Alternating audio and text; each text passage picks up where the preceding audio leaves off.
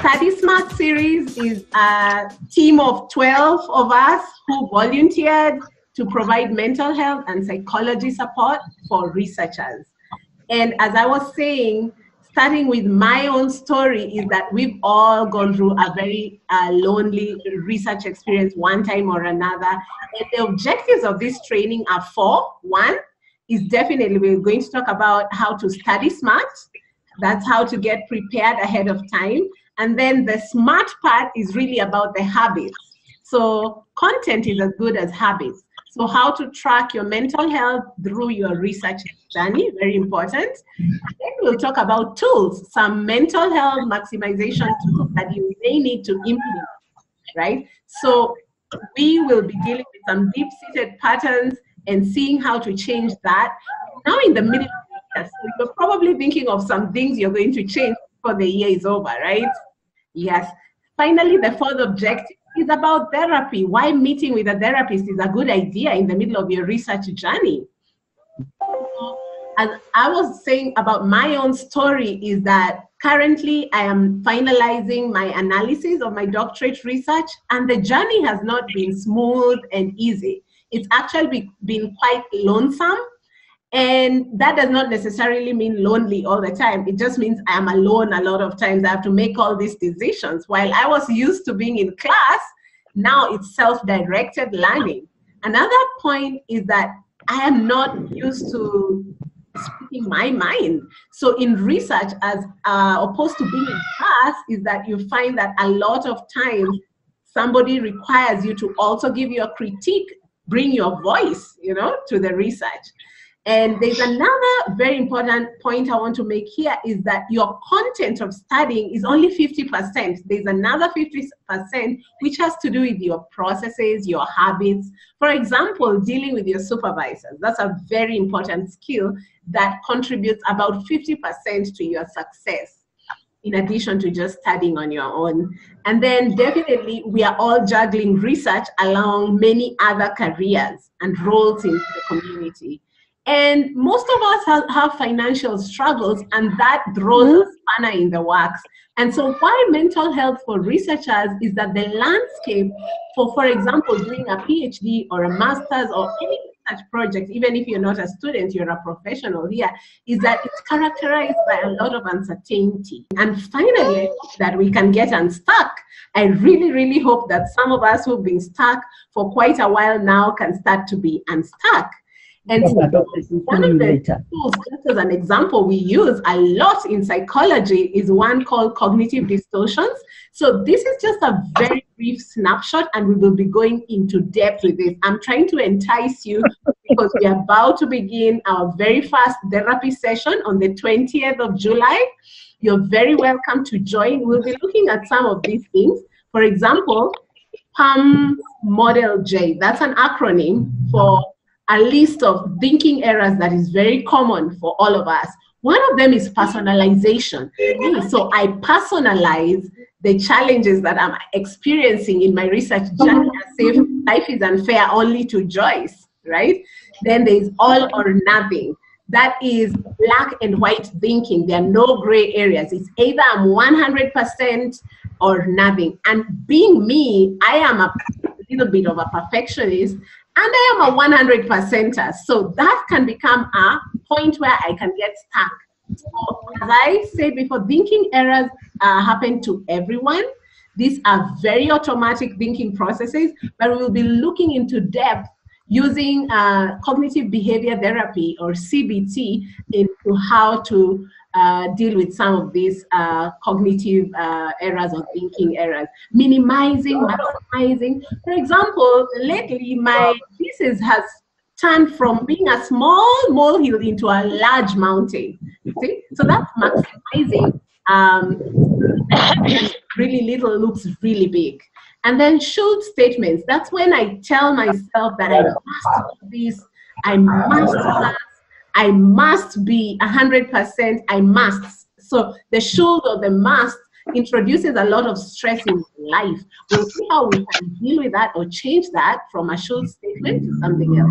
Mental filter is when sometimes I discount every positive step I have made. For example, I just noticed that my NACOSTI permit was given to me for 1 year, but I actually collected my data in 6 months. But this morning, I was not aware of this fact, and I did not remember to acknowledge myself for having done the 1 year data collection period of 6 months. That overgeneralization, of course, you can see how that is one of the patterns that really lead to a lot of stress if you overgeneralize. If you take a comment from professor and then you mean like you can never be successful in anything. The professor was only dealing with a specific comment. Then emotional reasoning is another very typical thinking error, whereby you're only reasoning from how you're feeling right now. So sometimes when I've had comments and a lot of red marks on my paper, what I do about that is I put it aside. So again, is about assigning a label to something, like saying, oh no, this research is so hard. We all say that, right? And that is actually something that can become a success. And then finally, jumping to conclusions. So that's just one technique that's used, and it's a very useful technique when you are able to reflect upon how you have had patterns of thinking that are not useful. Right? So in essence, I know it's not very clear, but what I would like you to get is that mentoring is a very important part of the journey. And while the psychology will be doing counseling is a supportive measure, just like mentoring is. So we're going to be giving emotional support to each other, while your supervisor or your professor gives you informational support, tells you what you're supposed to by when, and then you don't have other people in your life, for example, giving you instrumental support like sponsorship and networks and contacts and things like that. We will be squarely focusing on the emotional support of us managing ourselves, self-management, which is very crucial. It includes self-understanding, self-understanding, and self-understanding again. So it's very, very important. So I'd like us to reflect on a few questions on the process of research. How has it been for you? Number one, on the right of the screen, you can see there's a box there. Is it what you expected? Number two, do you feel this research is going well? Number three, what has been great or easy or enjoyable?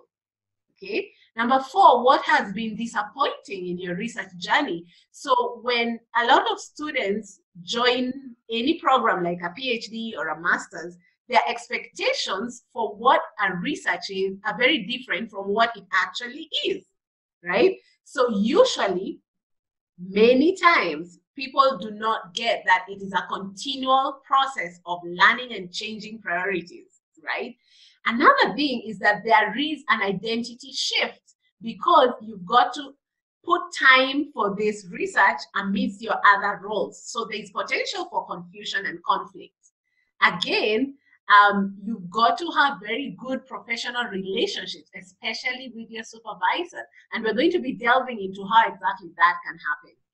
And then transitions are very common.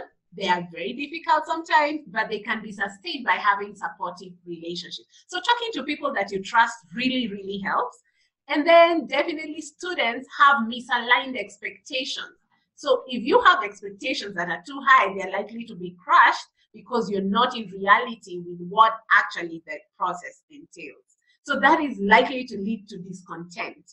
And then you need some skills like emotional competence skills, like relationship building skills especially with our supervisors. Some supervisors can be very supportive, some are quite unresponsive, and students have been struggling a lot on their own on these issues.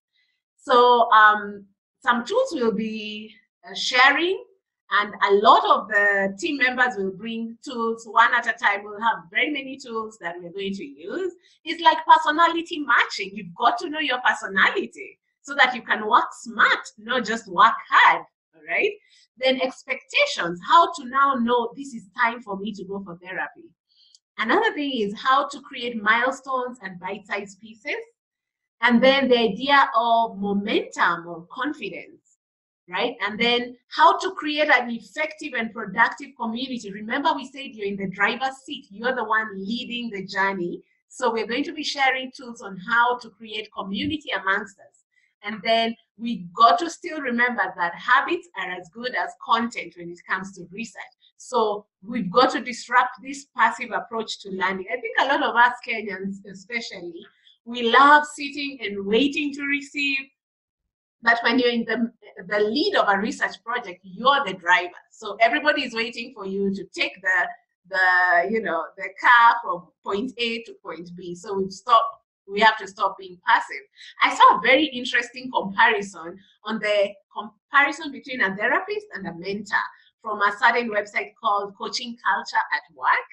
And I'd like to just read that. It says, a therapist, if you were talking about driving a car, maybe you are stuck, you don't know how to drive a car. What are the different roles of the different people?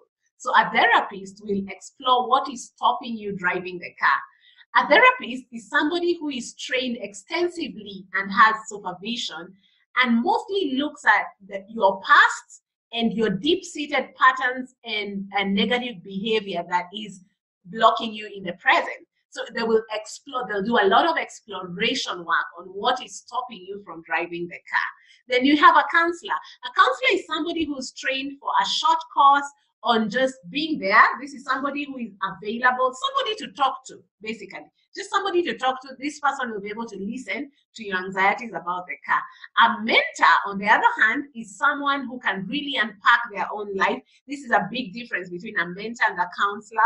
In counseling, we have a contract that's quite objective, and the counselor doesn't have a lot of a chance to share their own life. But a mentor can actually share from their life, including their own tips from their own experience of driving cars. So you see the difference between a mentor and a therapist or a counselor, right? And then a consultant is somebody who you go to for advice, right? So they'll advise you on how to drive the car.